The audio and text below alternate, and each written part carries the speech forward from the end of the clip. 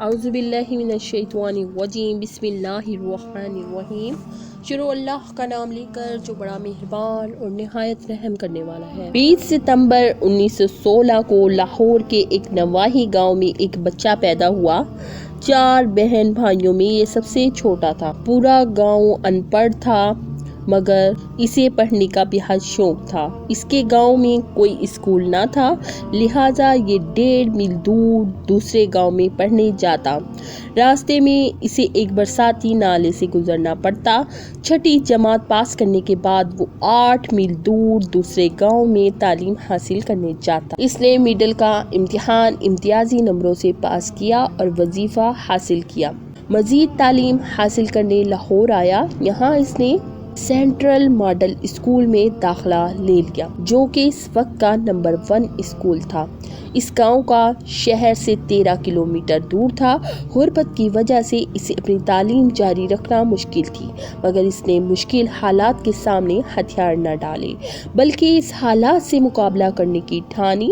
اس نے تہیہ کیا کہ وہ گاؤں سے دودھ لے کر شہر میں پہنچے گا اور اپنی تعلیم جاری رکھے گا۔ چنانچہ وہ صبح اندھیرے اذان سے پہلے اٹھتا، مختلف گھروں سے دودھ اکٹھا کرتا، ڈرم کو ریڑے پہ لاد کر شہر پہنچتا۔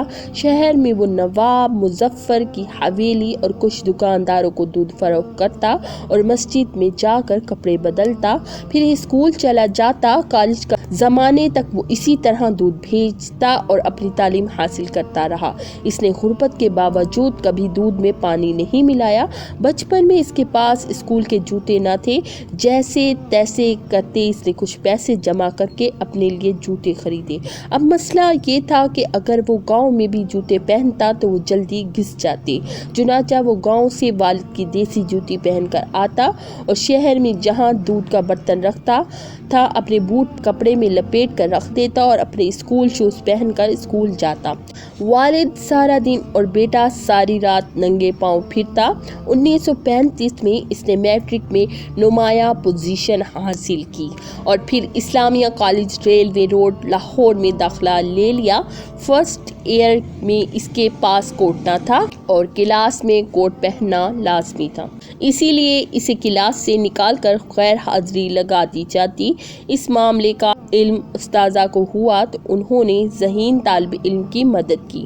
نوجوان کو پڑھنے کا بہت شوق تھا۔ 1939 میں اس نے BA آنر کیا۔ یہ اپنے علاقے میں واحد گریجویٹ تھا۔ یہ نوجوان جان چکا تھا کہ دنیا میں کوئی بھی کام آسانی سے سر انجام نہیں دیا جا سکتا۔ کامیابی اور بہترین کامیابی کے لیے انتھک محنت اور تگ و دو لازمی عنصر ہے۔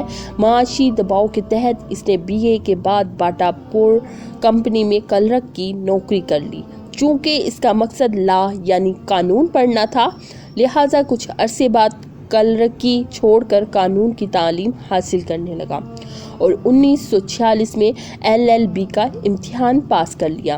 1950 سے باقاعدہ پریکٹس شروع کر دی اور اس پر خدمت خلق اور آگے بڑھنے کا بھوت سوار تھا۔ اس نے لوگوں کی مدد سے اپنے علاقے میں کئی تعلیمی ادارے قائم کیے۔